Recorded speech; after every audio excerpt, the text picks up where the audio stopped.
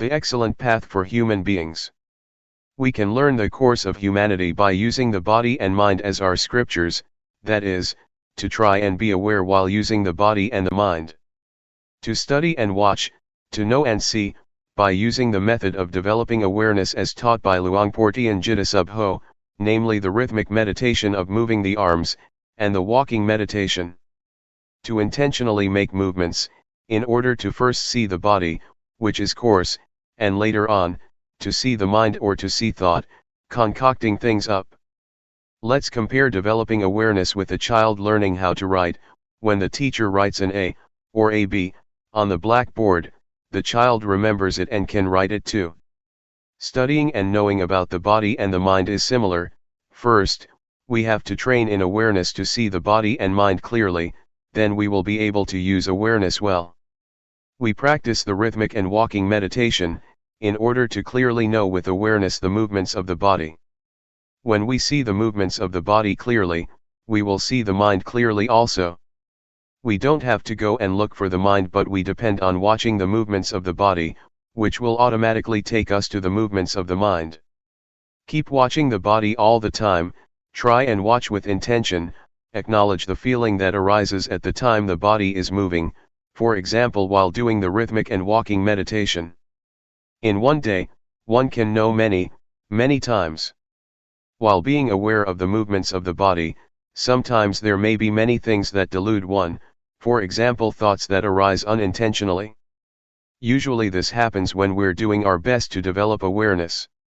Take it to be a lesson, an experience that comes to teach us something, to come back again to the body and re-establish awareness with the movements of the body. Delusion teaches us to not be deluded. For people who are peaceful by nature, it is easy to be aware and to have sati sampajanya. The practice of meditation places much importance on awareness, and always feeling oneself, realizing one's actions, because sati sampajanya is able to change what is bad into good, and what is wrong into right. One who is aware tends to do what is good, because awareness is the source of sila, samadhi, and panyat. So, we find a method to study and understand our minds by watching both the body and the mind. When we are skilled at watching the body and mind with awareness, and we clearly understand the body and the mind, we will know what merit and evil is, and what religion means. We will come into contact with virtue, firmness of mind and wisdom. We don't just think about it, we experience it. This is a law of nature. Therefore, make effort to always watch and see the body, knowing and seeing it through the mind contacting it. It is just like a teacher writing something on the blackboard for the students to see. First we have to make an effort to watch. Determine to watch until you won't forget. Before, the A and the B were on the blackboard, but now, we contact the A and the B in our minds because we've paid attention. Watching the body and mind with sati compares with a computer that records information. When we put information in our minds by regularly training in watching and seeing, we evolve. This makes us see the body and mind as it really is. Understanding and knowledge about our bodies and minds will arise until the course of humanity is finished. This is called realization. Realization compares to stepping out of the darkness. We see our own minds and we don't get caught up in various manifestations. We see physical and mental things for what they are. We see the nature of both the body and the mind, and we see what kind of physical and mental manifestations there are, for example, heat, cold, like and dislike. If we don't see clearly, we yield to nama and rupa and their conditions, and we are under the power of proliferating thoughts. But when we are fully aware, we escape from that power. It is like solving a mathematical problem. One is able to do it when there is nothing hindering the mind. So, to come to understand the body and the mind is like finishing the basic course completely.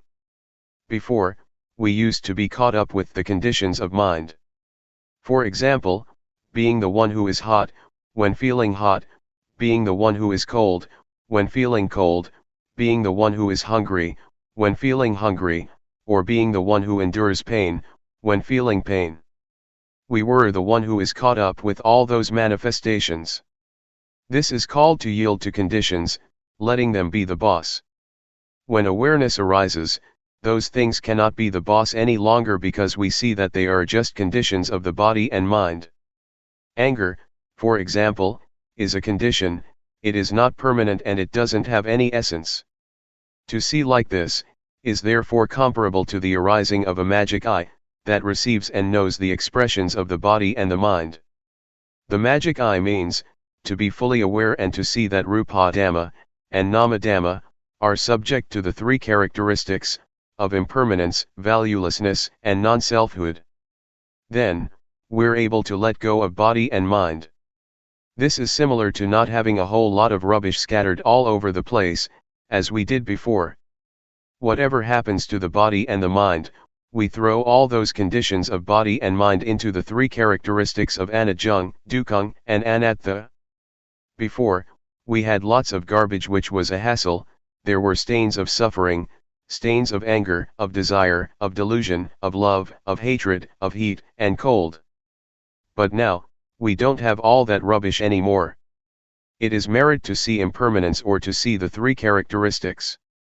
Merit here, refers to seeing the conditions of body and mind, and to be able to use the body and mind in one's life, in the right way. Evil is to not know the conditions of body and mind, it is compared to darkness. Such a person is considered to be uncultivated, both the body and mind are undeveloped because one allows proliferation to be in charge. This makes one hold onto anger, lust, and delusion. Sometimes one lets anger be there for several days. When we clearly see and realize the body and the mind like this, we are no longer uncultivated, we are high-class people. Religions deal exclusively with people, they are teachings about the body and the mind. We all have a body and a mind. Both merit and evil can be found within us, in our actions. When we practice up to this point, Rupa and Nama, or the body and the mind, treat each other in the right way. Before, the body and the mind were oppressing each other all the time, for example when hot or cold feelings would arise in the body, the mind would suffer, or when anger would arise in the mind, the body would be uncomfortable. They would oppress each other all the time. But now, we see the body and the mind relating to each other in the right way, because awareness is there to watch them. When we know this much, we have a foundation in practice and we make continuous progress. It is similar to passing elementary school with good marks, and thus having the opportunity to study in high school. Having a foundation means that we're fluent in watching proliferation arising, this makes us see the concoction that's going on. When the state of seeing arises, we don't get carried away with the proliferation that arises. This seeing is an important principle because it is able to smelt and digest all of the defilements. This compares to studying well and being able to read and understand the meaning. From the state of continuously watching, we come to see convention and suffering. The state of watching gives rise to fluency, it is like having a good tool, it makes us proceed on the road of life all the time, and we don't get to a blind alley. Not seeing suffering, or the suffering connected with the body and the mind makes us grasp onto it, all of which is a burden. When we see clearly, some types of suffering drop off immediately because we see the world as being full of convention, some of it are material things, others are mental. Even language is convention, the world is full of it. It is called the conventional norm. In the past, I learned many superstitious chants, I used to sit and recite them at night. I had verses for making holy water, for going into the forest, for dressing, for eating, for leaving the house and for catching cows and buffaloes, for all of it. It was over the top. The happiness I got from it was little, if any. It is like a trader in kapok or fiber, he or she gets little money. In terms of merit, it is little merit and it is not lasting. But now, I'm no longer a trader in kapok or fiber, now I'm a trader in diamonds and I get loads of money. Seeing convention makes one able to completely give up on those verses. For example, the chants about the 108 virtuous qualities of the Buddha, belief in various ceremonies, invulnerability verses, which one has to recite until one feels that one becomes big and one's skin becomes tough. These things I have completely discarded. Instead, lightness of body and mind arose. I realized what convention is. Whatever somebody does, I understand it, whoever does right or wrong, I know. When I fell into the well of knowledge, I saw all things in the world as being full of objective matter, ultimate meaning, and changing conditions. I saw that all things have causes and are conditioned. For example, I saw that sometimes an object can be supposed as good, as bad, as likable, or as not likable. Ordinary people assume words like love, hate, like, dislike, beautiful, ugly, they take this person to be good and that person to be not good. This is all quite ordinary, but it makes one not free in seeing. This is called, knowing convention, the norm, and ultimate meaning. On knowing these things the mind is set free because the state of seeing clearly has arisen. Falling in the well of knowledge means to know in all postures and all movements, one knows while walking, while sitting, while seeing, while hearing, etc. This is called the arising of wisdom knowledge. It leads us out of the various problems. Seeing clearly supports our continuous progress, one comes to know what virtue is, what firmness of mind is, what wisdom is. One really makes contact with merit, it is not like before when we just had ideas about it. I can assure you that the mind that really experiences merit, doesn't fall in hell, is not a hungry ghost and is not a thick-headed demon because one knows what is right and wrong. To experience merit is therefore useful. To come into contact with evil teaches one to let go of it. It is similar to having stepped on a thorn, when we see thorns, we don't step on them as before.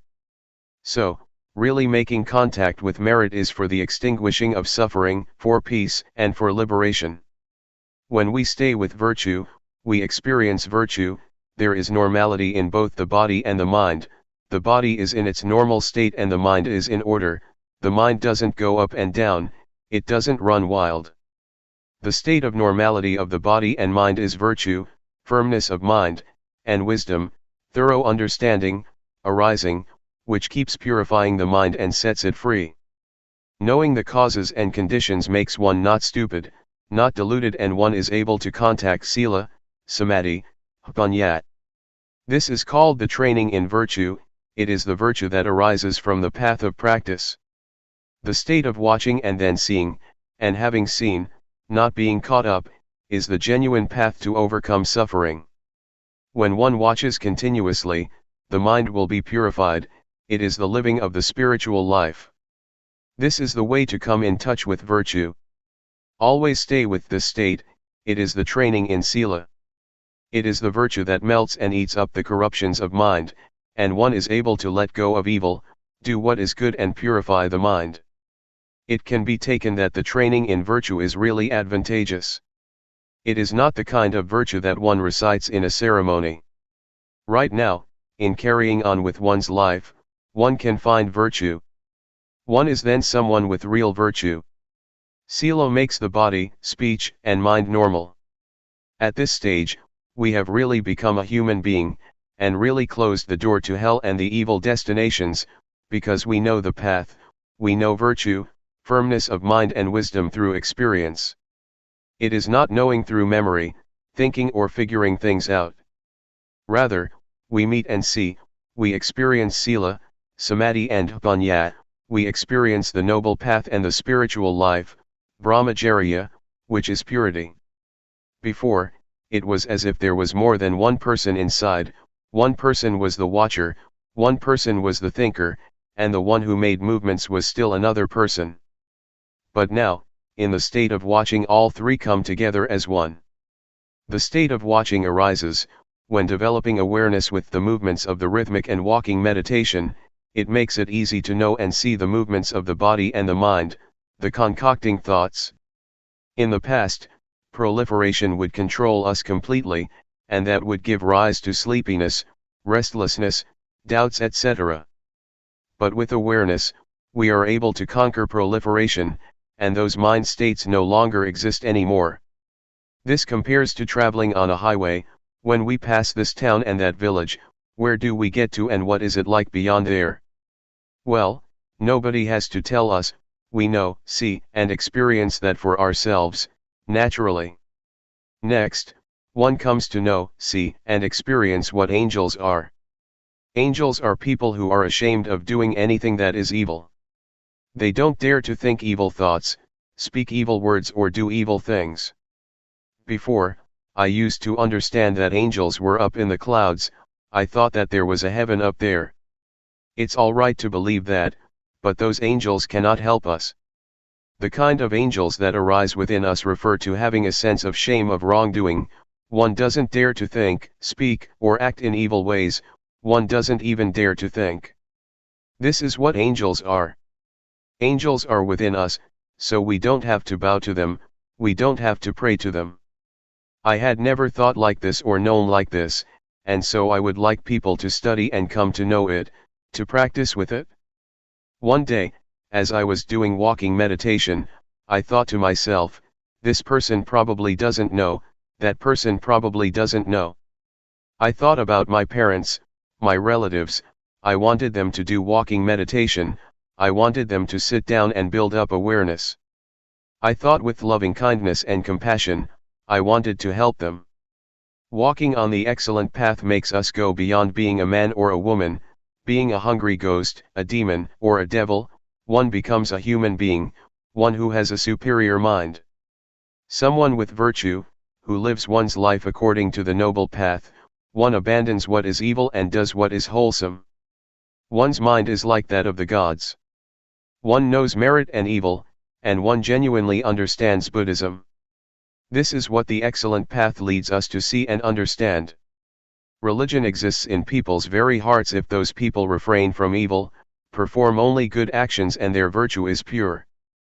But if one still thinks in evil ways, it can be taken that one hasn't reached Buddhism, even when one recites the words Buddhang, Dhammang, Sanghang, Saranang Gacchami, I take refuge in the Buddha, Dhamma, and Sangha.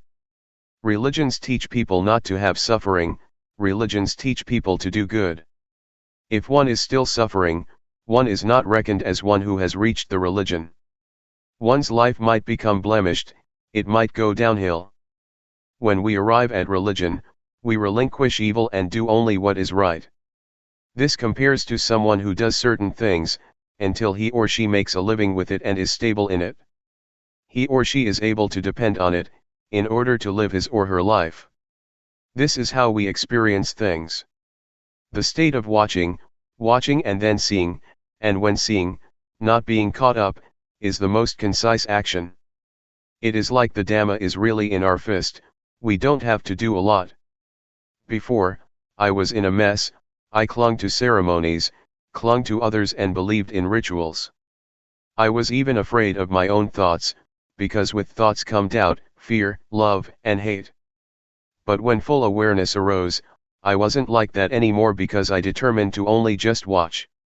It was as if my life came down to just doing that much. Studying and practicing until one reaches the state of watching and seeing, and not getting caught up, is the point of completeness, the point where all things come together. It is the diamond of the Dhamma, because one is able to smelt the fetters, 10 deep-rooted and subconscious tendencies in the mind. Seeing Rupa and Nama, seeing suffering, seeing convention and seeing the mind proliferating, gradually diminishes the ego. The mind gradually turns into one of a human being, which means that there is morality as a refuge. The way to hell and the bad destinations is closed off, because one refrains from evil, only does what is good and really makes the mind pure. The door of the truth is opened, the mind is free because one can destroy the ego. One abandons the first 3 fetters, namely, personality view, doubt, and attachment to precepts and practices. At this point, the mind changes and comes to see and understand. Before, it was as if the ego was hiding by the door. But now, the watcher keeps a watch over the door. As soon as the ego appears, it is discovered and the ego falls apart because it can't endure verification. It could be compared to a tree that has fruit. As soon as one shakes it a bit, some fruits will fall down. And in the same way, greed, hatred, and delusion, and those three fetters that are deeply instinctive and are conditions, that arise from the body and the mind, drop off and disappear. The mind that changes into a noble one, is the superior mind that is able to destroy the ego. When one experiences this, the ego drops off and is finished with. It is as if wholesomeness and unwholesomeness, or dirtiness and cleanliness are separated. Being a noble one is to have this kind of excellent mind. This is how the mind changes. It is not a matter of changing clothes, or changing one's words. It is not a matter of ordaining, using this or that ceremony. That is just convention, that is being a monk through convention. But when one is a noble individual, one is far removed from suffering and defilement. Suffering and defilement are the enemies of life. The ego with its attachment is an enemy of life, because wherever there is ego, it is like having stains of losing, of winning, of happiness, of suffering, of getting, of losing, etc. When one can relinquish the ego, it is like having a dilapidated car that gets fixed up, and restored to its normal condition. The body and the mind are the same. The path of Dhamma takes us to this point. It is the excellent path, it is number one, it is the superb path of life. When reaching this point, one experiences what it is to be a noble one. The mind that makes this shift, is a diamond of Dhamma, it is the doorway to truth. As we chant in the evenings, the Sangha that is born from the good Dhamma, is endowed with such virtuous qualities as practicing well. Being born from the good Dhamma, is right here, the noble Sangha is born right here, it is born from developing awareness, until one reaches the very state of watching and seeing, and on seeing not being caught up.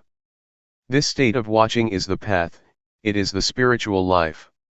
If one compares it with a road, it is a smooth highway. Lust, irritation, conceit, and attachment to views and opinions, that one used to have and was caught up in, dry up. Comparable to fruits that are, all shriveled up, still in the tree. Purity arises, it is high sila, high samadhi and high panyat. It is the aggregate of virtue, firmness of mind and wisdom, and they get better all the time. The body doesn't do anything bad, speech doesn't say anything bad, and the mind doesn't think anything bad. One is separated from evil and one gets further and further removed from enemies. Suppose, before, we were driving very slowly along a bumpy road full of holes. As soon as we get to the smooth highway, we can drive at ease and we don't get stuck, we can keep going. One becomes skilled at being in the state of watching, seeing because of watching, and on seeing not being drawn in, it becomes more and more an art. Whatever one does, if one is an artist, one can do it excellently. For example, a painter who uses just a single pen or a single brush. He or she is able to fluently produce an image of a mountain. It is a magical thing that improves continuously. I try to bring up comparisons through using convention, because the truth is sometimes hard to put into words. When the state arises where there is supreme virtue, firmness of mind and wisdom, the supreme spiritual life and supreme purity, one abandons the various things that used to intervene, both in the body and the mind, it changes altogether. Whatever passes, whatever one experiences, one really knows and sees it for oneself. It is like when we finish something, we know that it is finished.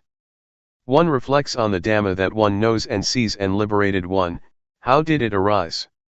There is more and more a sense of separation and reflection, happiness and joy arise. It is comparable to being pulled along by a current, going to the sea, one doesn't have to make any effort. Or it is like a strong man, he is able to lift up weights immediately. It is the same with the paths and fruits of practice, from the first stage of enlightenment upwards. It is smooth and refined. This can destroy the ego, and the defilements starve. At this stage, no perception arises and there is no deluded identification. It feels like it's hard to think and get carried away. To go back and think in ways that make one be something or other, makes one's hair stand on end. Anyway, neither the mind nor the body would be caught up in it. The corruptions of mind shrink back. One can no longer think like that. Old perceptions have disappeared. It is as if one is born anew. Having arrived at this point, it seems as if the ego is gone. There is nobody left. The self has been burned up by knowledge. It is like shriveling up. It is the ending of all perception. The mind is free. It is as if a state arises that is parted and disconnected. It looks vague and indistinct. The five aggregates that one used to cling to, that were the germ, now don't get anything to eat and so they starved and a separation takes place. Before, form, feeling, perception, volition and consciousness would work together, but they would each have their own function. Now, they dried up, everything shriveled up, as if they had become loose and come apart. Sometimes I would still be deluded enough to connect them, but they wouldn't hold together. Even when connected, there were only just processes. All speech and all thoughts were purely just processes only. It was the end of proliferation in life, the finish of craving and attachment. When reaching this state, one knows that the paths, the fruits of practice and nibbana, really do exist. One knows that non-birth, non-aging, non-sickness, and non-death, really do exist. Luangpor Teean knew this matter, right at this point. The Buddha, the Dhamma, the Noble Sangha, the paths, the fruits, and nibbana, really exist. We are really able to be liberated in this lifetime. Teaching people to know this matter, can be taken to be the greatest thing in the life of human beings. It is better to teach people to reach this final goal than to teach generosity, because this leads to the end of suffering, the end of being. This is the most excellent thing. If this state arises, then help to support this teaching. If there is nobody to talk about it, there won't be anybody to listen to it, and the Dhamma will completely disappear. I consider talking about the truth to be my profession. When one takes the truth as one's profession, one has to talk. If nobody shows people how to practice, it will be the end of the truth. If you are interested to study and practice, I will arrange food and a convenient enough place, a hut or a meditation hall for you to use, so you can try out training yourself. Before, I used to live out in the country, far from civilization. When many people would come to practice, there would be a problem.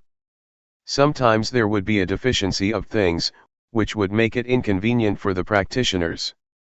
But at present, I have a place, and if you're interested, I will look after things. I will be your friend as far as I can. We will share happiness and suffering. Don't suffer by yourself. I'm sure that I won't lead you along the wrong path, because I have discovered the path to some extent. When seeing suffering, one discovers suffering. When seeing something that is wrong, one overcomes what is wrong, and when one discovers the path, one can reach the final destination.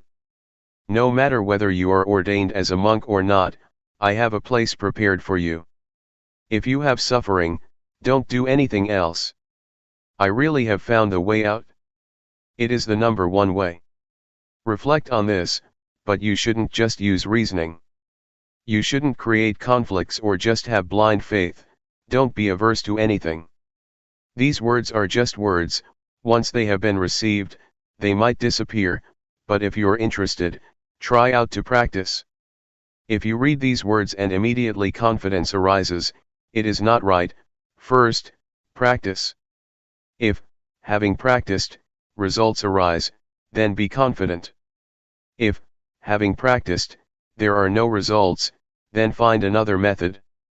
Meditation is something that has to be tried out through practice. When one experiences it by oneself, one's actions will sort things out. or destine the course of one's life, by themselves. It is not a matter of figuring things out or memorizing, one must put things into practice and one must experience things for oneself. Being aware is to develop the four foundations of awareness. Anybody who turns up the hand or makes other movements, and is aware of it, is practicing in the right way, because awareness is the sprout of enlightenment, that is, it makes wisdom spring up. One must start up from this point of making use of movements. It really is the birthplace of the four foundations of awareness. This really is the excellent path. It is called, Agamagko Visuddhya, the excellent path for purification. Buddha arises from building up a lot of awareness. One has to do that oneself and practice oneself. The method of developing awareness, as Luangpor Teean teaches, is really up to date. The more diligent one is in building up awareness, the more one knows, sees, and understands one's life. Awareness is with us all, as long as we have a body and a mind. To have awareness is the treasure of a human being. It is the same for all of us, without exception. No matter what country you live in, what nationality you may have, or what language you may speak. Be aware, just raising the arm, feeling it, is already good enough. Guidance to train oneself. We must use our lives to train ourselves diligently. We must take ourselves to the ultimate and final goal. This is called an excellent life. If we don't train ourselves, it is easy to get involved in things. For example, if there is suffering, we suffer until we die. So we have to train diligently in order to overcome doubt, worry, sadness, anger, desire, delusion, etc. This is called following a good example. The characteristics of our thoughts are the same, they don't differ much. Whatever one is familiar with, one thinks about that, following our disposition and character.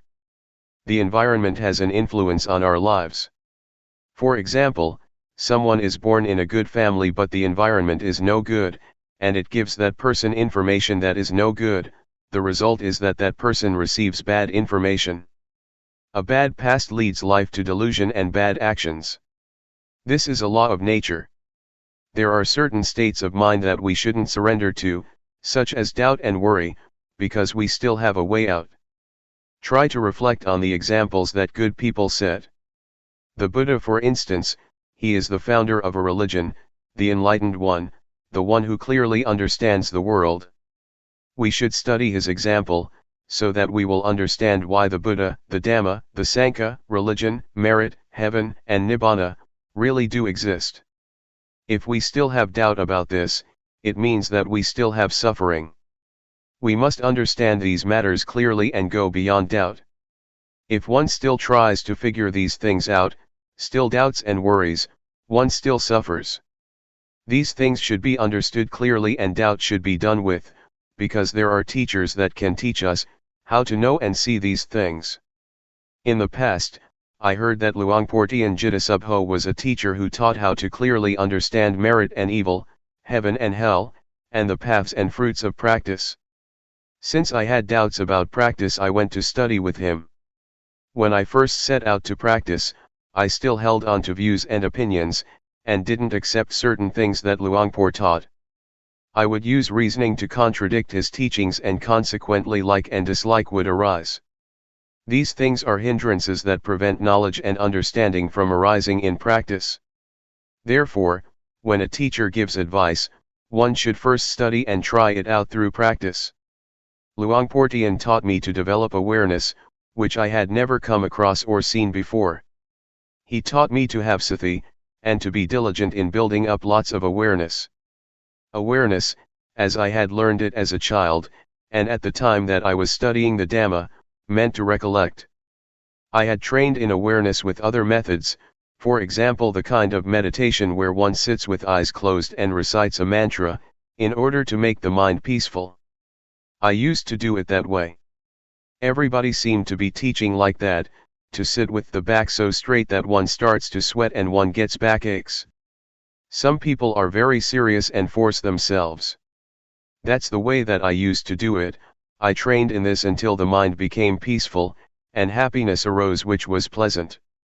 When I trained with Luangpor Teean, he taught me to be aware and not to go for peacefulness. He taught not to control thoughts but to just know indifferently, which was certainly a strange way of teaching. Before I could catch the awareness in practicing, there were definitely many things that snared me. Sometimes, I fell back to my old practices, and as soon as I would raise my arms to do the rhythmic meditation, I would go back to being peaceful and stay with happiness, because that was more convenient than diligently knowing. An old man of over 70 practiced together with us. He advised me not to just sit there being peaceful, because that is not useful at all, but rather, to be diligent in building up the quality of knowing, to be aware while making movements. He kept guiding and looking after me. In the end I asked myself, what's the point of being fooled by thoughts? That's just an old habit. Let's train and be diligent in building up the quality of knowing. One has to control oneself by determining that, if I get lost in proliferating thoughts, I will try to be aware by making use of objects to know, such as movements of the hands. As soon as one turns up the hand, one really feels it, one really sees it by oneself. Whenever the hands move, one is aware. When one can catch the feeling of moving more and more often, proliferation gradually diminishes. In this way, I got a foundation and really saw results. Previously, I used to think about the future and the past, but now concoction would stop on seeing thought, and I would stay with the present, stay with the movements. One really knows the movement of turning up the hand, one doesn't have to wait for even a second. One knows again and again, one really knows many times. When there is truly a lot of knowing, one becomes diligent in building up the quality of knowing continuously, just as when one keeps diligently working and gets lots of work done. So, if one really catches the quality of knowing, and one is really diligent in building it up, one gets plenty of knowing. It is useful to have lots of knowing, because whenever one gets lost in thoughts, going all the way into the past or the future, the quality of knowing pulls one back, so that one doesn't easily flow with thought. Whenever one is swept away with proliferating thoughts, one immediately comes back, one is really able to come back. We're able to train and give rise to the quality of knowing in the various postures, for example, while doing walking meditation, or making movements with the arms. Whatever you take hold of, know it. The breathing, know it. Just have only this quality of knowing, and you will have a foundation. Before, I used to stay with the breathing. I would recite a mantra and seek peace, I would force myself to be peaceful. It is useful to practice like that because one gets peaceful and understands what peace is. But when I reached the state of knowing, I understood that the state of being aware and awake is something different from peace altogether. Awareness gives rise to knowing, one doesn't stay with peace. When we blink our eyes, we can know, when we swallow saliva, we can know, moving a finger, we can know, breathing, we can know. Whenever we touch something, we can know. These are examples. Therefore, creating this quality of knowing is a kind of art. It can be created in all postures and movements. All it takes is that one puts forth effort to know what's happening within one's body. It is comparable to having a set of tools that one uses to build up lots and lots of knowing. If one does it in the right way, diligence arises. There is an old saying that says that it is as easy as rolling a boulder downhill. But if one doesn't do it in the right way, it is as hard as rolling a boulder uphill. When one does it right, one gets a foundation and one becomes diligent to practice and build up awareness, without anybody having to tell one tells oneself and creates plenty of knowing. One becomes diligent to know in using one's daily life, always trying to find ways to be aware. Even though at times people or friends cause us to get lost, we make effort to avoid that. We are careful to take the chance, to know for ourselves the things that arouse knowing. Nobody has to tell us. It's like working, when we do it right we are diligent and fluent, but if we don't do it right it's like banging our head against a brick wall. We know and see for ourselves what delusion is like and what knowing is like. We know and see what the advantages and disadvantages of knowing and delusion are.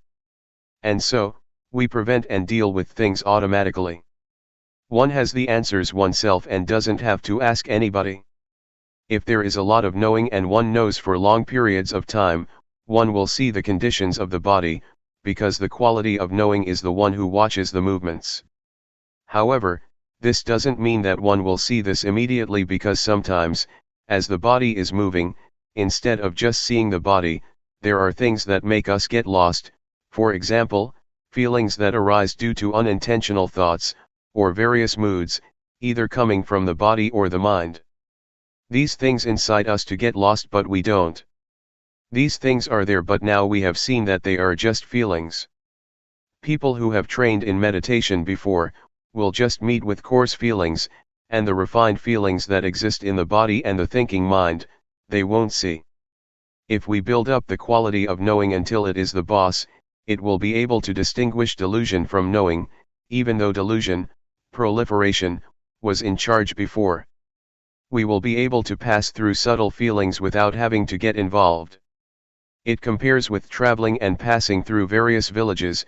We leave this and that town behind us, and pass through without getting involved. But someone who easily loses awareness, is incessantly interested in the thoughts that come up, reasoning in every way, and loses a lot of time by thinking. Like, dislike, and all the rest of it arise. This is someone who is not determined to walk the path.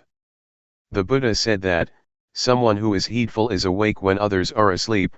Such a one leaves foolish people far behind, just as a well-trained horse leaves a horse without strength behind.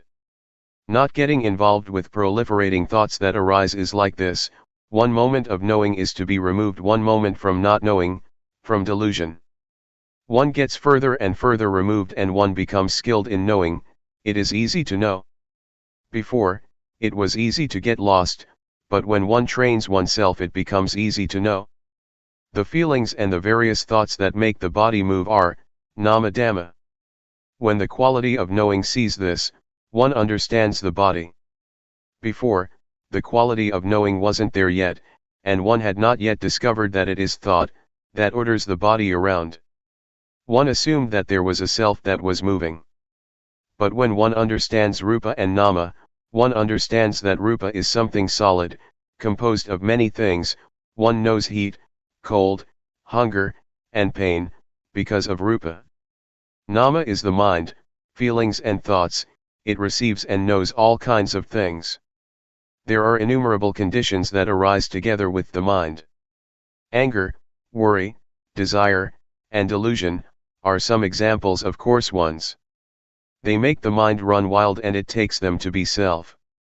Actually, they are not self, but one doesn't know that they are conditions of mind, and so one acts following them, until those various conditions give rise to a sense of self, of me, being like that. But when the knowing watches and sees them, one understands that they are only just conditionings of the mind, and one can let go. To sum up, the body that is alive is a lump that consists of two things, namely, rupa and nama. At this point one knows how to separate rupa from nama. And so one clearly realizes the relationship between rupa and nama. This may be called the arising of insight knowledge. It is a really clear realization. Reality doesn't deceive. This point can be taken as a universal standard. Teachers cannot deceive disciples, and disciples cannot deceive teachers about it. Whoever comes to this stage, no matter what nationality one has, or language one speaks, one will see like this. Having seen it, there is no more problem, no more doubt. One abandons and puts things down, right there. When we have our eyes open we can see all sorts of things. For example, we see that this is a rock, that is a tree, and that is a snake creeping over there. It's good to see. If we don't see it's dangerous, but when we see, we're safe. But seeing with the eyes can still be deceptive because it is not a realization. Realizations don't deceive, rather, they set one free. There is security in realizations. To see is to make an end of one's burden. When the quality of knowing sees rupa as a lump of suffering, It creates the feeling of having pity on the body, because the body doesn't know anything, it just does its duty. It gives us signals of what is dangerous, for example, heat and cold, so that we can do something about it. We didn't see this before, and so we thought that I am hot and I am cold. But now we see Rupa and so we know how to solve the problem. The body is suffering already as it is just a lump of suffering. One has to breathe, has to swallow saliva, has to blink the eyes, has to stand, has to lie down, has to eat, has to go to the toilet, etc. When we give it more work to do, such as smoking cigarettes, it is a burden for Rupa, we make it suffer even more. The mind is the same. When we're angry, we give the body suffering. This is oppression that works from both sides, from the side of the body as well as from the side of the mind. This kind of relationship between the body and the mind is not appropriate at all. When there is the knowing, or the state of watching, peace arises. And Rupa and Nama relate to each other in the right way. Before, I used to think that I didn't have suffering, because I didn't do anything bad, that was because I didn't know what suffering was. Whoever thinks like this can be taken to be crazy, crazy with self. So, in the past, I didn't understand myself. Likewise, having or being anything, as well believing one's own thinking, is dangerous because one understands that to think like that is good, and one doesn't see that there is any problem to be solved, one assumes that things are like this or like that. One knows through thought, one is through thought, one sees through thought, and one gets and attains through thought, when one is not in contact with the present. When we're faced with facts that contradict what we thought, we don't have a way out of suffering or out of our ideas, constructed in the past. If one knows the suffering of Rupa and Nama, one will understand that they are really lumps of suffering. Pain and sickness are conditions of the body, this is called the disease of the body. Anger, for example, is a condition of the mind, this is called the disease of the mind. When we don't know this, we cling to all kinds of things and create suffering in the mind, such as love, hatred, anger, desire, and delusion. When we wake up from the disease of body and mind, we see the suffering of Rupa and Nama. It is as if this quality of knowing opens the door, and we can see through. The knowing is like an eye.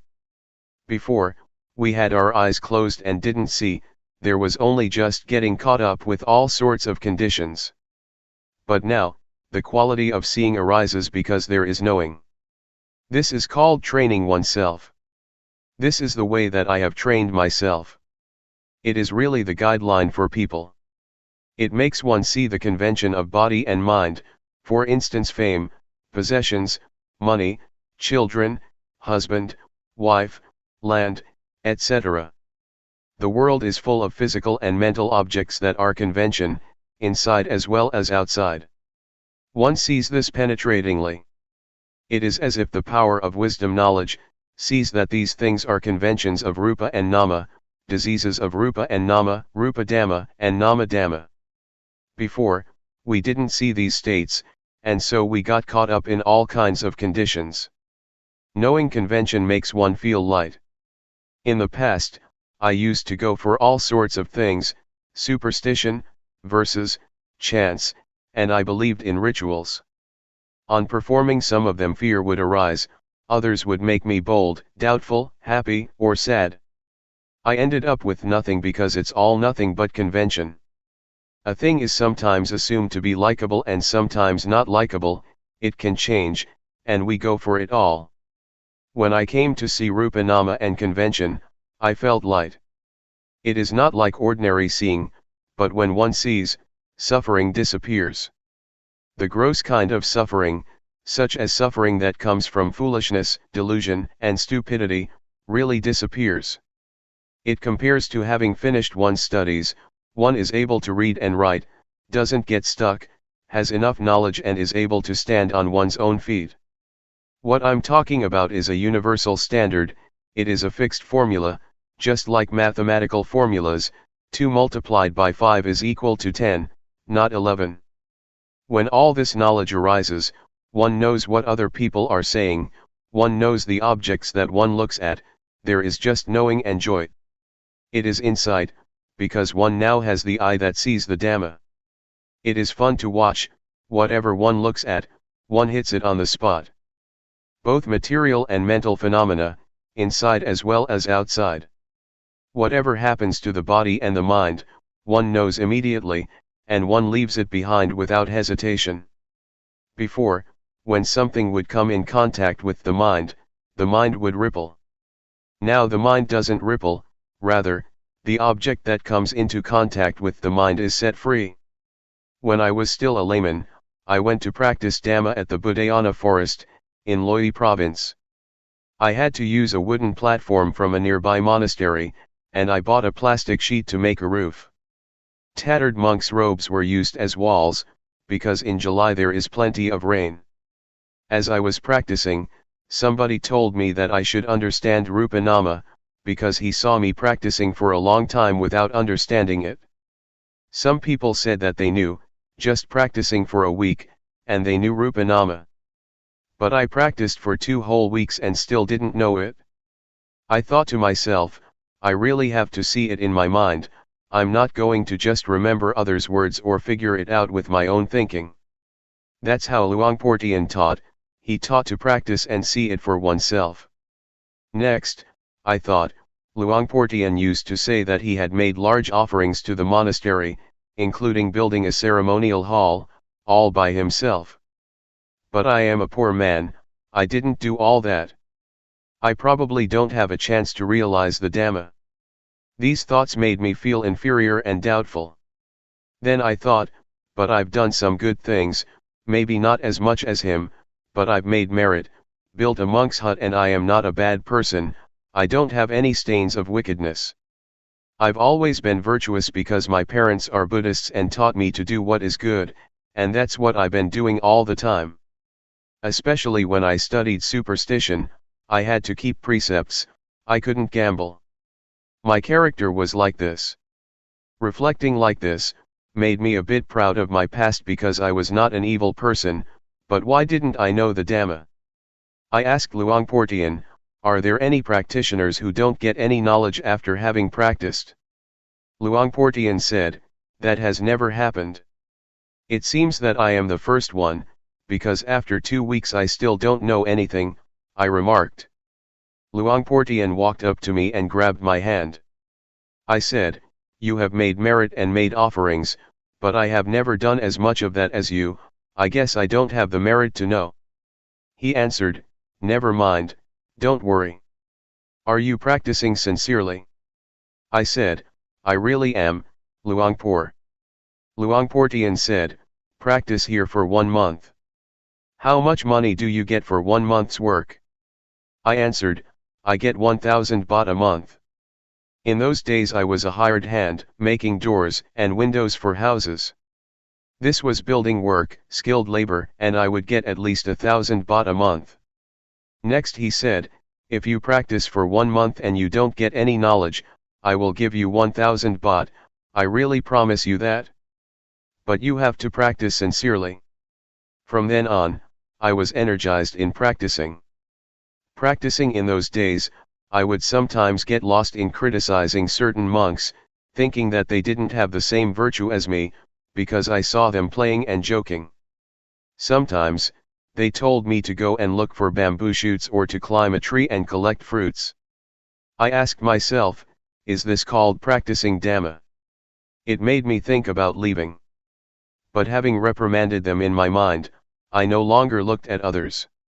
Instead, I only watched and listened to Luangpor Teean. I didn't pay attention to others and create a mess and a burden for myself. So, I made a firm resolution to build up awareness, to build up sati. After practicing Dhamma for less than 20 days, I had an experience and lots of knowledge arose. When practicing in the right way, it becomes as easy as rolling a boulder downhill. But when doing it wrong, it is like rolling it uphill. Doing it in the wrong way is just a burden, there are many things that one doesn't like, and then one goes and thinks about them. One is thinking, reasoning, liking and disliking like a madman, and this makes one not attain the Dhamma. Building up the quality of knowing, or awareness, is not something one can think up, rather, one has to practice in order to know. In the past I had been an occult healer, and had verses and chants. When I built up the quality of knowing, that stuff just dropped off. I didn't do anything about it, I wasn't the slightest bit reluctant to give it up. There was no more foolishness, delusion, attachment to rituals, and playing around with witchcraft and sorcery in my mind, from that moment onwards. I used to think that I was a magician, able to heal the sick. An invulnerability chant has to be recited until one feels that one's body swells up, and becomes so big that it squeezes against the walls, or until one perceives a razor blade as a blade of grass. Then one has reached the end of the recitation. To do this well, one has to recite often. Magic chants depend on recitation, they depend on training in psychic powers. Sometimes I would chase off ghosts, I would cut off their heads with a sword, making a loud sound. I've done that for many people. When I built up the quality of knowing, I stopped doing all that stuff. One day as I was practicing, Luangpor Teean came walking over and asked how I was doing. I answered him without being afraid of anything, I know Rupa Nama now. Luangpor Teean said, if you get understanding from practicing in this way, then do more of it. Try to keep up with thought, watching it. This refers to unintentional or sneaky thoughts. If no thoughts occur, then watch the movements of the body. Whenever thoughts arise, be in time to watch. Luangpor taught me to work with the mind, to watch both the body and the mind with awareness, to watch and see suffering, suffering of Rupa and of Nama, to watch and see physical and mental phenomena, and convention of Rupa and Nama. When proliferation arises, one shouldn't give it priority. One should do one's duty of watching the movements of the body and the thoughts in the mind. One shouldn't give attention to thoughts that come up by themselves. Build up awareness that is in time with the thoughts arising. When one knows the thoughts in time, one doesn't incline to go with the arisen thoughts. So, it is our duty to build up awareness. When one builds up more and more awareness, in the end it suddenly meets up with thought. It is as if one opens the door and collides with thought. At the moment a thought is about to come up, we are lying in wait at the door. As soon as the thought arises, whack, we know it in time. It's like a surprise, and the thought fails to establish itself.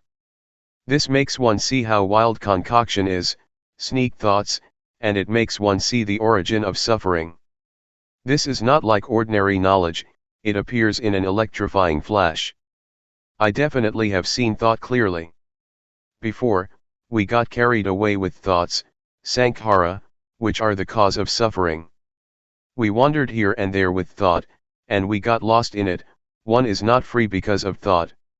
To give an example, a thought arises and one becomes afraid, one starts to think about something and one proliferates defilement and craving.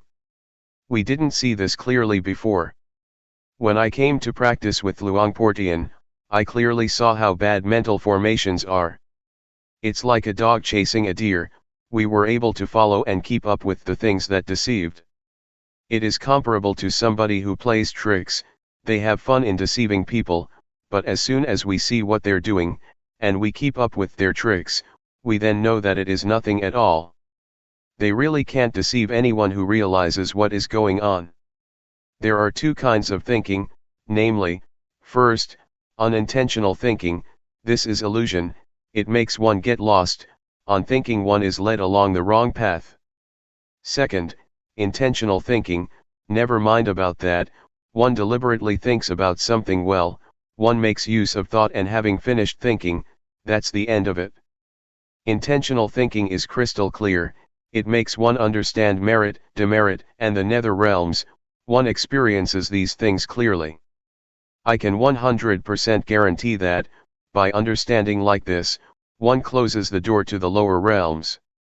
One can be said to be a human being.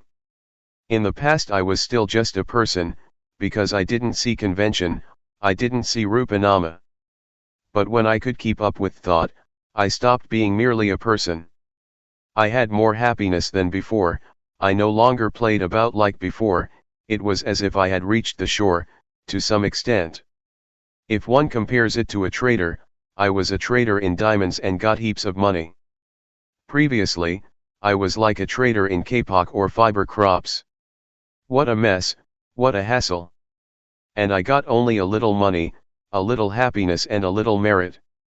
I thought I would get merit from others or from doing this or that, just mind stuff. There is a shift that takes place in the mind on seeing thought. To go and proliferate as before makes one's hair stand on end. To see thought helps one to behave differently than before. I really saw it crystal clear. To suddenly meet up with thought makes an end to coarse behavior. Everything that is unjust disappears. It is like bowling, the pins all tumble over, one after the other. Suffering is comparable to fruits up in a tree. When we shake the tree just a little, the fruits fall down, but not all of them. Foolishness, crude forms of suffering and anger, desire and delusion are affected, but not a lot, they are just shaken up a bit. Being a human being means to be someone with virtue. When there is virtue, there is normality, there is peace.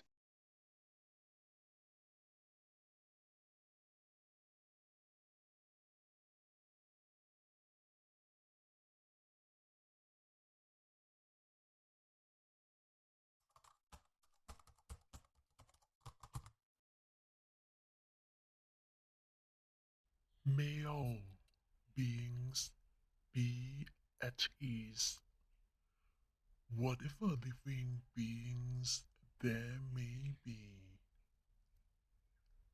whether they are weak or strong, omitting none, the great or the mighty, medium, short or small, the seen and the unseen, those living near and far away, those born and to be born. May all beings be at